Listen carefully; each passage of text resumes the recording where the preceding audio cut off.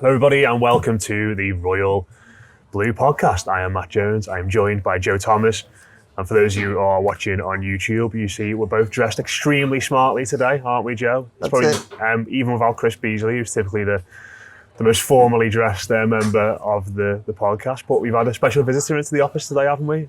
Sir Keir Starmer. And you had a chat with him about football earlier on. I was discussing Everton with him. Obviously, Everton and Arsenal being the next game and Arsenal being Keir's team.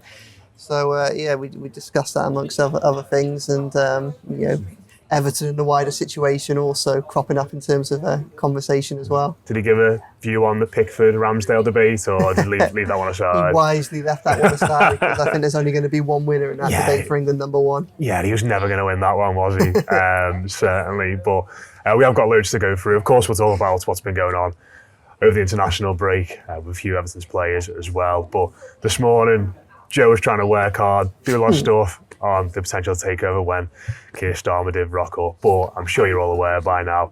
Huge reports overnight started off with Bloomberg in the States that Everton are close to a full takeover by 777 or 777. I think 777 partners. And they were followed up by the Telegraph this morning, who said they're in advanced talks, and a lot of other organisations since. Our stance at the moment, Joe, as we get in, and as we sit here now at nearly lunchtime on Tuesday, things change very, very quickly, don't they? But we understand Everton have been pitching a sale of a majority stake to US investors, and finance packages with boutique banks have been discussed over the course of the last 3 weeks. I think I've summed all that up correctly as to where we are right now, but I'll throw it over to you. Where are we with this as things stand? Because it's, as much as we've known that 777 have been there and the interest has been simmering in the background, it's sort of exploded into life again in the last 24 hours. I think the reality is it's a mess. It always seems to be. And trying to kind of pick your way through all the rumour and the intrigue and speculation is as difficult as it ever is with Everton. Yeah, we know that Farhad Moshiri is on the lookout for investments. That's something that we know.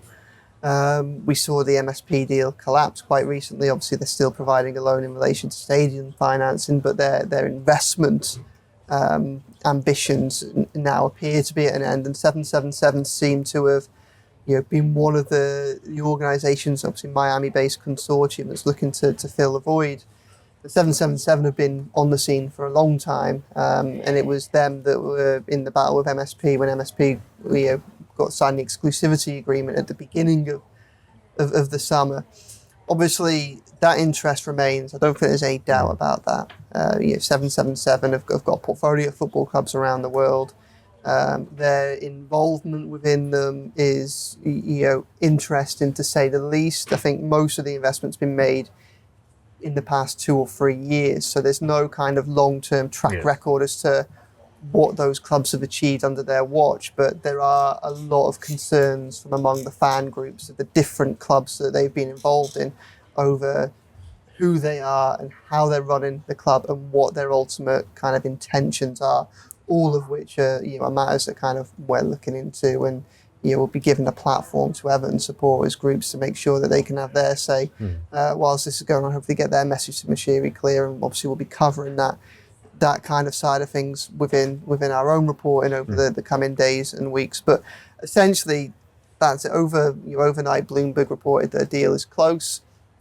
I'm not sure how close a deal is, if I'm being perfectly honest. I think 777 are interested. I think they have been around for a long time. But I also think that, or understand, with my colleague Dave Powell, that since the MSP deal collapsed, Farhad Moshiri's representatives have been very active within the market, pitching the club to other investors who aren't 777, and also looking at kind of exploring the options for different types of finance packages with other banks as well, all of which would kind of suggest that, bearing in mind how long the talks have been going on with 777, that Farhad Moshiri hasn't been convinced that up until now that they are definitely the right people for him to do business with. Obviously, that could change. Depending on how Moshiri views things, depending on what the offers on the table are. There's always a chance that people could compromise. So it's going to be one to watch, and I'm not making any bones about 777 being interested or having the potential to do a deal with Farhad Moshiri. But I do think that he's been keeping his options open, so they're not the only people that he's necessarily been, if not talking to seriously over a takeover, at least discussing the potential of, seeking if there's any interest out there. So.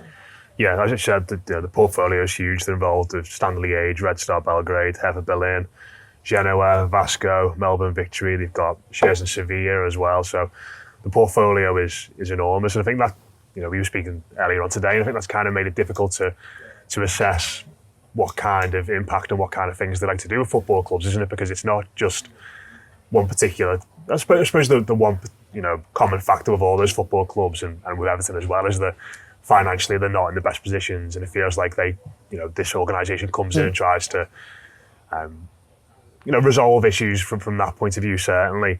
But because they're so stretched around the world, because there's so many different types of investments and ownership models, because there's different issues to deal with in different leagues, it's kind of made it quite tough to pinpoint what this would mean for Everton going forward if 777 were to come in and take over fully, as has been reported so far. But it sort of felt like to me, Joe, and I suppose this is indicated by the fact that in essence these are Fire Machinery's second choice, aren't they? Because MSP were the initial one, that like he was going to get over the line, that fell through, and now 777 seems to be a bit closer.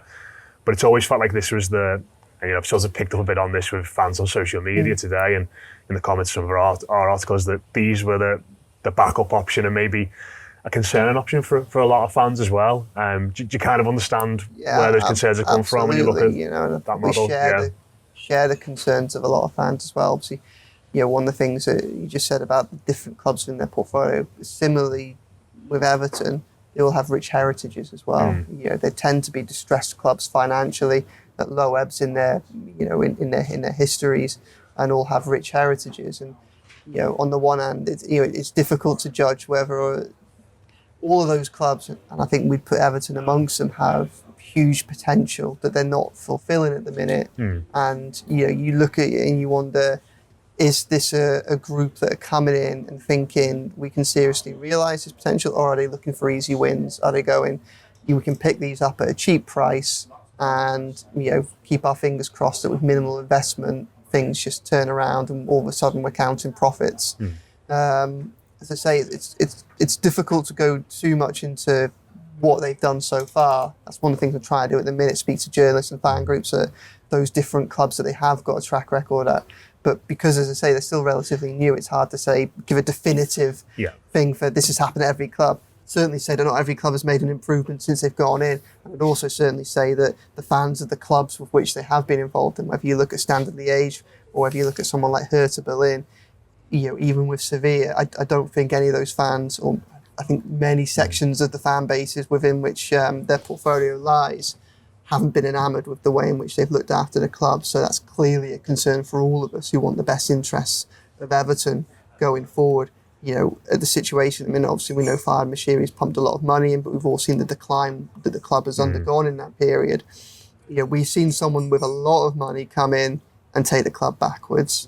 777 seem to be someone who may not have access to huge funding pots, and also their intentions and their track record is difficult to read at best. So I can understand why people would be concerned, and like you rightly say, these weren't Fire Machinery's first choice. He entered with exclusivity period with MSP, and obviously entered exclusivity period with the Kaminsky group last year as well.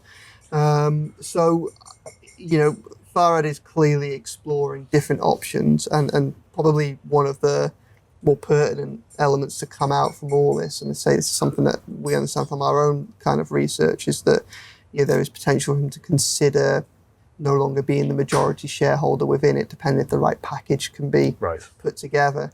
But I think the big stumbling block for a lot of people, it'd be the same for 777, isn't just what Farhad might be asking for up front. It's the associated costs of running Everton Club. It's not just a case of buying whatever Farhad wants to. It's not buying his stake for whatever price he names, and it might be quite a competitive price. We understand that if it was just a straight sale of the club, the deal that he's offering is something that a lot of reputable buyers and investors might be willing to consider. But the problem is then all the ancillary costs, because then you've got hold of the club, but now you also need to fund the rest of the stadium, and that's a significant outlay of funds. You're also taking on a significant amount of debt. You're also looking at a playing squad that clearly needs investment in, probably over several transfer windows.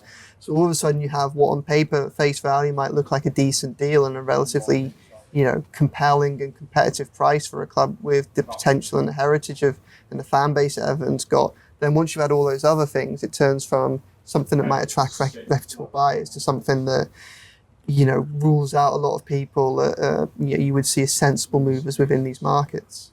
Yeah, and we'll go into this in too much detail because, as we said, things are so fast moving, and when it comes to Everton, you never know which way things are going to twist next. But in regards to potential next steps with this year, when you mentioned there about the funding, is that where you think that there could potentially be a delay? We might have to be patient with this going forward in regards to, it feels like in order to pass the regulations and the fit and proper persons test and whatever guys that's in now, the big challenge for 777 is they're going to show where that funding's going to come from, especially for a deal of this magnitude. Because as we said there, we mentioned all the teams that they've been linked with. They're obviously involved in Sevilla, although that's not quite a full takeover. This would be their biggest investment and probably most high-profile investment so far, with it being a club in the Premier League and a club with the profile of Everton. Yeah, I think the challenge that any prospective buyer or investor in Everton has, I think this is one of the reasons, one of the other reasons why MSP found it difficult with Fahad Mashiri, is convincing him that they're willing to do a deal that he sees as beneficial to himself as well, or that he's willing to accept. Obviously, he's put so much money into Everton, and if he were to leave the club now, he leaves it in a far worse state, albeit with a state-of-the-art stadium, in the advanced stages of being built. Recouping the money that he's already put into the club is going to be very difficult for him, and I think he knows that. I think what prospective buyers need to try and do is they need to find a sweet spot where they can get a price for the club which they think is a good deal, bearing in mind all the other costs associated with it, but which Farhad also goes, I'm willing to walk away from that price, or I'm willing to, cede a significant amount of control for that. Sure. And I think that's part of the issue with the MSP. I think he knew that for what's essentially 25% for £150 million, I think one of the issues, aside from the rights and media funding and their concerns over where it would leave their securities and relationships with the club, I think it was that idea that obviously they were interested because they could see a good deal for themselves. But I think Mashiri also knew it was a good deal for them as well, and ultimately thought maybe I can get a better deal elsewhere. Whether he can or not remains to be seen. But obviously, one of the other people that are out there is someone like 777, so it's going to be interesting. But yeah, proving to him that they have the money, especially if he's seeking cash or funds up front, either for himself or for the club, I think that might be 777's problem. I think when it comes to things like the fit and proper persons test, I think it's often less about showing, I think it's more about showing a financial strategy and plan than necessarily showing a bank account with how much money you've got, which, is potentially concerning when it's clear that obviously Everton needs significant funds to keep going, essentially. Obviously there's a lot of debate about how fit for purpose those checks and balances are. We would hope that it's due diligence that would help someone like Everton move into safe hands if there was to be a takeover. But I don't think that we can be complacent over that, to be honest. So I think the fans' voices, and I think the voices of the media as well, like the likes of us and other outlets as well, is going to be very important in this. Yeah, never a dull day when it comes to the Toffees, certainly. Especially during the international break, it should be nice and quiet. It's always when you think it's going to be quiet. And I think this is probably just a point worth making. Obviously, we're less than 2 weeks on from the MSP deal collapsing, and I think most people in and around the club, dealing with the club, reporting on the club, it looked like that MSP deal was in the final stage. It looked like it was going to be sorted, and then all of a sudden, not only is it collapses. It's kind of, there might be people kind of saying that we haven't done so much reporting in the intervening gap, and they may well have a point. But the problem is when you're dealing with such complex matters, it takes time to kind of reappraise. You have to go to people for comment. You have to get things legal, especially when they're as sensitive as these things are. When you come off the back of the collapse, going straight into Doncaster away, transfer deadline day, Sheffield United away, and other bits and pieces, it can be quite difficult. So just to reassure people, we are working on things, and also just to reassure people, we, as ever, we will always give the fans a platform for their say as well as anything that we may be looking to do ourselves. Yeah, and with that in mind, have you got any thoughts on the potential takeover of 777? You're watching us on YouTube, do leave us a comment and let us know what you think about that. We'll move on now, Joe, to the much more sedate environment of the international break. We've seen a few Everton players in action. Obviously, Jordan Pickford played against Ukraine at the weekend in that 1-1 draw, pretty drab all in all. But one of the biggest talking points, I think, from the break, it's been a bit of a talking point ever since he came to the football club, really, has been about Amadou Onana. Yeah. And he played for Belgium against Azerbaijan. And you've reliably informed me that there was a fantastic compilation put together over the weekend about showing all these great passes and dribbles and work off the ball, and they're all in a very deep sort of midfield position. And naturally, your mind goes to, why can't he play in that position for Everton as a 6? Why can't he sit there? He could potentially solve loads of problems. But you also told me that video maybe didn't tell the entire story about Onana and his performance against Azerbaijan. Yeah, it's been one of the big questions since he joined. I think we're all aware that Amadou Onana is a talent with vast potential. Trying to work out how best to use him has been a problem for both Frank Lampard and Sean Dyche. I can remember sitting in a hotel, in the team hotel in Sydney in November with Frank Lampard, and one of the most recent games before that break for the World Cup was the game against Leicester, which for me felt like the starting point for the demand. It didn't at the time, but when you look back on it, that bonfire night. I remember asking him in the press conference how the game went and being shocked by how positively he viewed that match. Because I looked at it, bonfire night under the lights at Leicester, and I thought James Maddison absolutely played Everton off the park, and they won 2-0. And there was a narrative, if you were someone like Lampard there, that you could put forward. It was only 2-0. The first goal was a worldie volley from Tielemans late in the first half. The second was as Everton were chasing an equaliser. But really, I thought they were streets ahead of Everton, and it was a bit of a worrying sign. And part of the problem to that performance was, Amadou Onana got pushed much further forward, almost as a kind of support striker role. And it just doesn't work because, although he's a physical presence, I don't think he's the same style of player as, say, Marouane Fellaini. I don't think he's particularly good in the air. Which is strange for someone of his size. Yeah. On the flip side, I think he's quite good with the ball at his feet. Yeah. And I remember speaking to Frank after that, and he was saying, there is a little bit of kind of everyone trying to work out what's best for him. And Sean Dyche done similar. I can't remember which game it is. There was a game quite early in, it might have been Arsenal away, where he put Amadou Onana a bit further forward and they aimed long balls at him, and it just didn't quite work. So that's ongoing. Obviously, I think everybody would love him to be a number 6 and just sit in front of that defence, firefight, and then just start off attacks. And he's clearly very good at the ball. I think he's had a good start to the season, but if you look at that compilation, there's a lot there to argue that he'd be very good as a 6, but the compilation, which is gone viral on Twitter, also doesn't show probably something that those who've been watching Everton for 90 minutes or 100 minutes as it now is this season and a bit of last season are also well aware of, and that is he perhaps doesn't quite have the discipline or the concentration defensively to necessarily be that firefighter that snuffs out so many problems. And if you go back to the Belgian game against Azerbaijan, which he played well in, by all accounts, there's a moment in the first 10 minutes where Azerbaijan break, they get a shot on goal, and Amadou Onana's with the Azerbaijani captain following him on the edge of the box.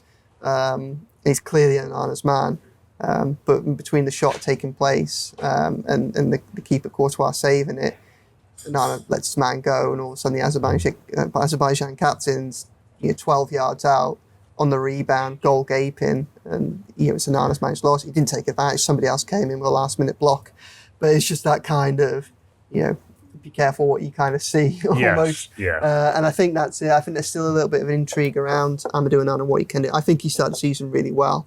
He's if you look at the stats, he created 4 big chances, which is joint most of anybody in the Premier League. And I think that I particularly look back at that opening game of the season, and really Neil Maupay and Abdoulaye Doucouré should have scored their one-on-ones. And then all of a sudden you look at that first game of the season, you've got Amadou Onana coming off with 2 assists, and everyone's going, oh, that's incredible.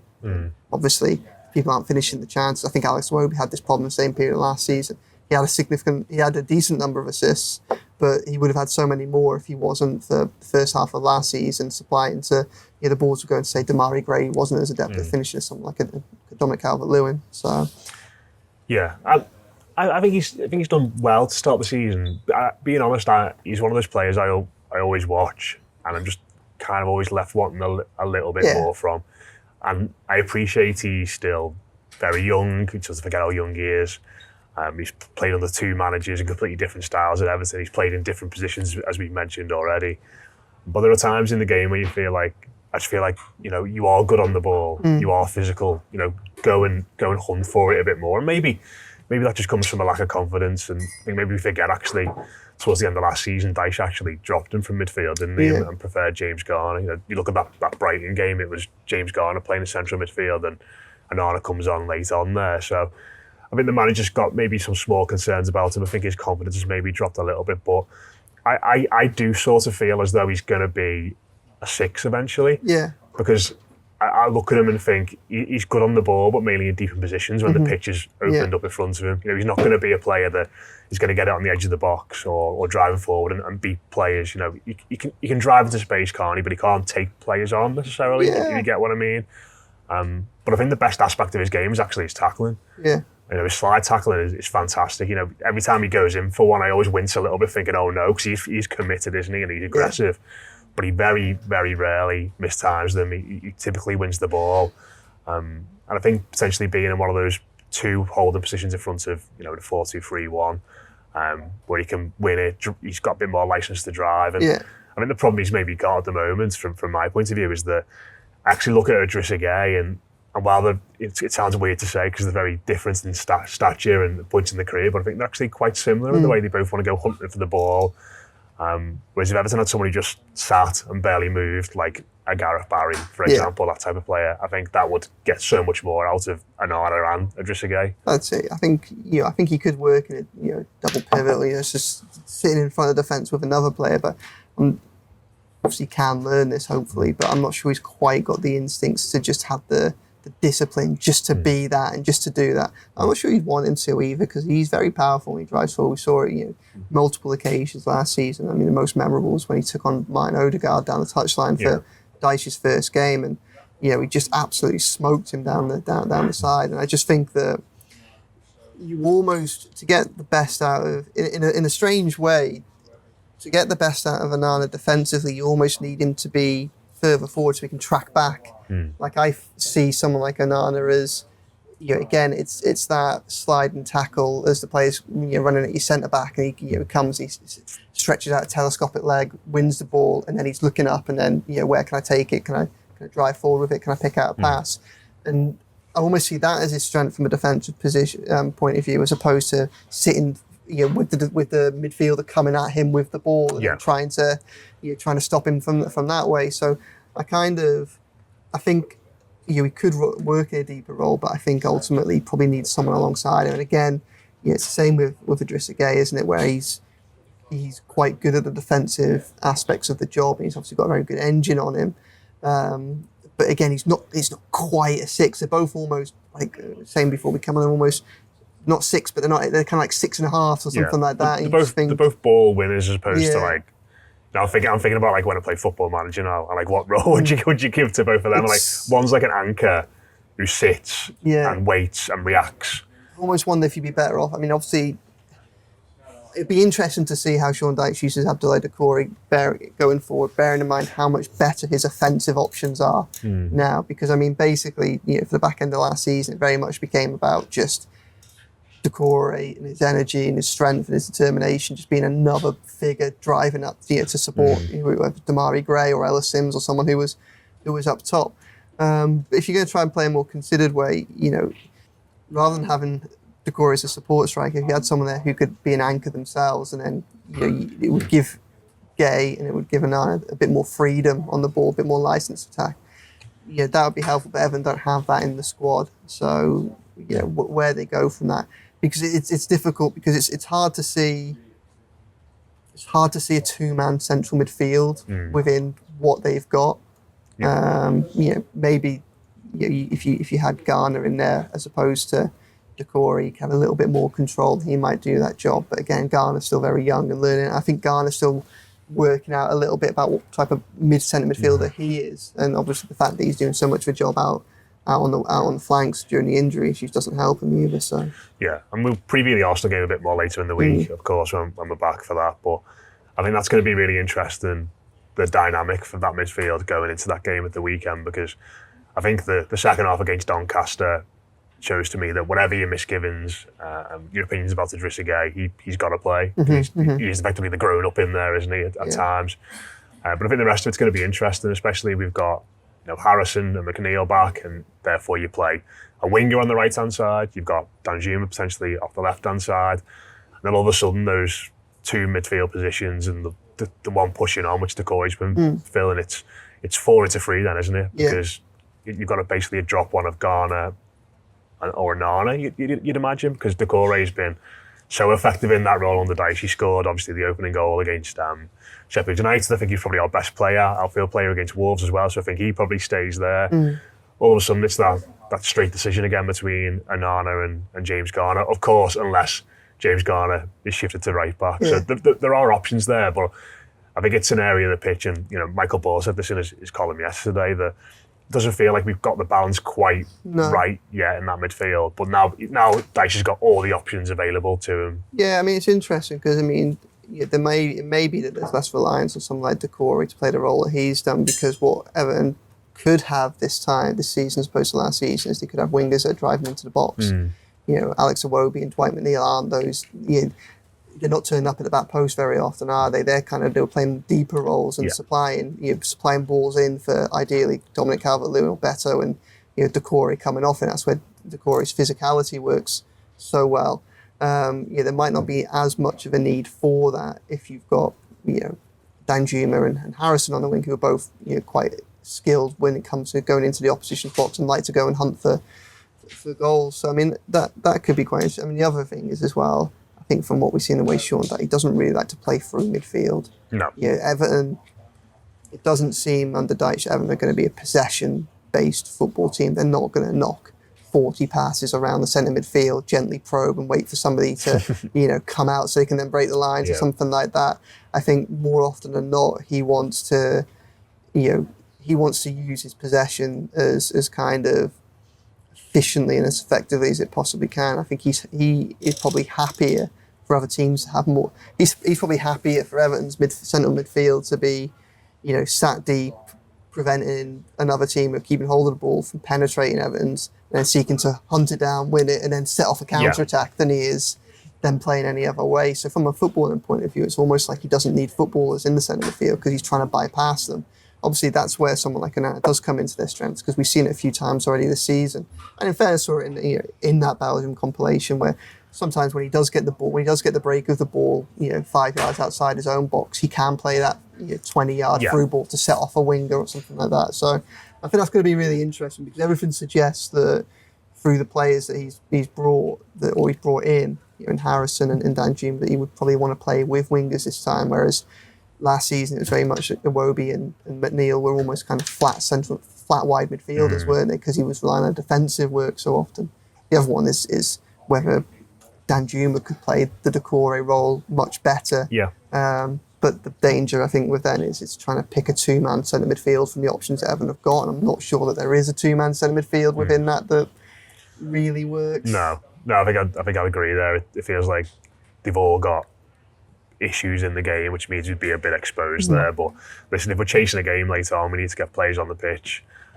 It's an option, which is good, isn't it? And just to sort of wrap this up, mate, I was listening to the podcast last week and you sort of predicted this would happen, but Demarai Gray went off to Jamaica and he scored. I didn't see the game. I've not watched the highlights in full, but I saw his goal and I saw his celebration. And he did give it a little finger to the ear, didn't he? And I don't know if that was directed. I don't know, maybe he was getting some stick from the opposition fans. Maybe it was directed towards Sean Dyche. Probably more Sean Dyche and Honduras. It was Honduran ultras. It was. But it was always going to happen, wasn't it? Yeah, I think so. I think it's important not to read too much into the goal itself. We've seen Demarai Gray score that goal several times for Everton, not lots, several. We know that that's his the position from which he's most dangerous. I think we'd all agree that we didn't see enough of it. I don't think anybody would disagree that Demarai Gray was a sale that made sense. The question was when in the transfer window you'd make it, and it was the timing that seemed problematic, I think, for myself, as opposed to the decision itself, and also what that delay led to, because obviously it meant that Cannon, Iwobi and Mope are all out the door, and then Gray becomes an issue. I mean, I just found, obviously I said this last week, wrote it last week as well, that I thought the two interesting things to look out for after Demarai Gray's departure was, one, whether or not he'd play for Jamaica and how much he'd play. Well, obviously I think he played about 80 minutes against Honduras now. That's a little bit of an issue for me, because obviously he hasn't been involved at all in Everton's first team since he came back from his last stint at Jamaica. So you're looking at 5 or 6 weeks. I mean, there's 4 Premier League games there. Now, okay, Dyche has a higher threshold for fitness, and I think we have to look at the way he's handled situations like Dominic Calvert-Lewin and give him praise and credit for that. I imagine, with all due respect, that there's probably a lesser level of fitness is needed to play well for Jamaica against Honduras and for Everton in the Premier League. But where there's an issue for myself is, I think if you look at how Everton's first 4 games of the season have gone, it's very difficult to see how Demarai Gray couldn't have played a role in some of them. Even if you take, because Dyche has always said it's been fitness as an issue, well, even if you just say, Everton named 4 outfield players on the bench in what was a hugely important tie against Sheffield United. One of them was Dwight McNeil, who Dyche admitted he'd brought back early for the game. Another one was Jared Branthwaite, who we've since has been playing with a groin injury. Was there not a role that Demarai Gray could have played? Especially bearing in mind after that game, he said the plan was to reintegrate him. Was there not? Would Everton not have been better off with him on the bench there as another option for those past 15 minutes? You could extend it back further, and obviously we know there was stuff going on behind the scenes, and maybe fitness was more of an issue at this point. But I think if Demarai Gray is on the pitch against Fulham, certainly, possibly Wolves, then there's a chance that he scores one of those chances that other players miss. He might get one moment. He might get one moment. And that's not me saying that Gray is a hugely clinical finisher. That's not me saying I think that Gray would walk in or start in a first team lineup for me this season had he stayed. But, there is that kind of Everton, they can't afford to be picky, I don't think. And if there was a chance he was available and he wasn't used, has that cost them? The other thing I thought was interesting to look out for was what number Jack Harrison got. And this is less of an issue, bearing in mind, obviously, Demarai Gray's left the club now, but he did pick up Demarai Gray's number 11, and which we suspected might be the case, albeit I thought it was quite telling that when you look at Ashley Young, when you look at Beto, when you look at Dan Juma, one of the first things about any of their announcements was also their shirt number. And meanwhile, Harrison on the flip side, there was no mention of his number, no picture of him in any numbered, shirt or shorts since he joined the club. It does feel a little bit like that number 11. There was a hope that he would get the number 11. Said this last week, he was number 11 in the on the Everton list in the Sheffield United programme, with Demarai Gray still at the club, but absent from that list, which is a peculiar thing. And what that does to me is, that's not me necessarily saying that Sean Dyche has handled this situation poorly or anything like that. Like, I think, if I'm honest, no one comes out as a winner, and I can see a scenario in which Dyche has just had a very difficult situation to deal with, and obviously it's moved on as it has, but it perhaps lends some credence to the idea that Gray's unhappiness there might have been some roots for that, as it might not have all it might have been 6 of one, half a dozen of the other, as opposed to just all him being a problem that that Everton and Dyche had to deal with. There's been a lot of number changes this year. Some of them have thrown me off a little bit. Yeah, a couple, hasn't there? Patterson's number 2 now, isn't he? Yeah, so Patterson's... Tarkowski's gone to 6. That's it. And then the weirdest one was Mope being 13 for a little bit. I didn't quite get that. But, no. I mean, one of the things I'd be interested to get your views on is, obviously, the numbers came out, and within that, Everton effectively announced a 26-man senior squad, because that's the number of numbers that they had there. That's 26 players. Obviously, 4 of those are goalkeepers. Obviously, Pickford, is a very good goalkeeper. But of that 26, you've got 3 goalkeepers. you've got Tyler Onyango and Lewis Dobbin, who, obviously talented players that come from the academy, but it's a significant step up for them. Or if you take them out of the question, it's down to 21, and then you have the questions over, say, Andre Gomez. You have the situation with Delhi. Is he realistically going to be an option for them to use this season? If you say no to both of them, you're down to 19. And then you probably look at several other players who are available, and I don't think it's controversial to say that Seamus Coleman, Nathan Patterson, Ben Godfrey have all had significant injury issues over recent years. So Calvert-Lewin, of course, and then all of a sudden you're into the low to mid-teens. I mean, what do you think about that squad list? It's worrying, isn't it? I think there's going to be I think it's going to be a very rare occurrence for us to have a bench this season that has 9 players on it for a start, and even more rare for us to have a bench with 9 players on that doesn't have two goalkeepers on there. And it's sort of become a little bit of a running joke, hasn't it, when the team comes out saying, right, how many keepers have Everton named on the bench today? But it is worrying, and it's going to test the manager out a lot, isn't it? Because I think, as we've said so much, that he is reluctant to make substitutions anyway. He was before he came into Everton. But the way in which the game has changed now, since he was at Burnley, since he came here, there's more subs available to you on the bench. There's more subs you can make now with the 5 changes. Matches are longer than they've ever been. So you're going to get... We've already seen 2 situations, haven't we, at home, where Everton have conceded late goals against teams who've been able to make changes. And they are probably... Wolves are going to be right down there with us. Fulham, I imagine, will be a mid to bottom half side, and they've shown they've got better strength and depth. And listen, I suppose we'll have more coming back. Hopefully, there'll be something in the claims that were coming out of the club in the summer that we're going to be one of the fittest teams in the league, and that hopefully will start to take effect as the season goes on. But it's a massive concern. But I think the one positive factor I'd say, and this is I think, if you look at the squad and you go through it section by section, I think the areas where you typically make changes in games, so your midfield, your wide positions, your attackers, we've got more options there now.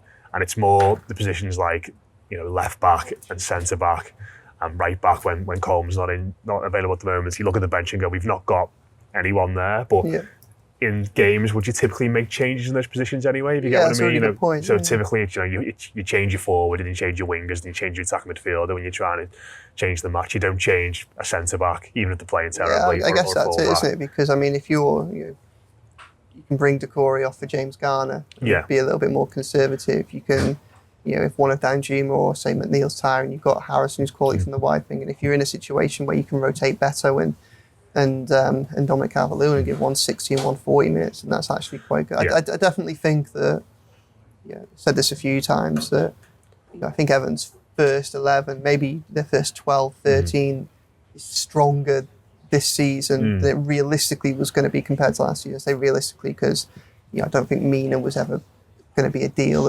I think we can all agree why he's wasn't offered a new deal and him leaving the club because of his injury issues and the expense of his wages. It's just that kind of danger, isn't it, of if they get a few injuries to key positions, and you should expect and be able to deal with some injuries. I think over the last 2 years, I do think they've genuinely been unlucky with injuries. They have bad luck with injuries. That's where I think the problem comes in this season, isn't it? Yeah, and something else to look out for as well. I suppose we've got AFCON coming up in the new year. Idrissa Gueye said today that he wants to keep playing for Senegal, despite we think he came off for a couple of minutes at the end of their game. So Decore, we don't really know what's going on with the situation with him and Marley, and they've actually got a really good squad, so I don't even know if you'd get in their squad as well. So, that's well down the line. We'll cross that bridge when we come to it. But that's it from us for now. As Joe mentioned, do check out the site for all the latest on the potential takeover from 777. Lots of fine work from Joe and my colleague Dave Powell as well on all the goings on there. Let us know your thoughts on that, on the midfield, on anything else we've spoken about today. We'll be back later in the week to react on Sean Dyche's press conference, all the injury updates, and preview what is becoming a bit of a regular seasonal win against Arsenal at Goodison Park as well. We'll speak to you soon.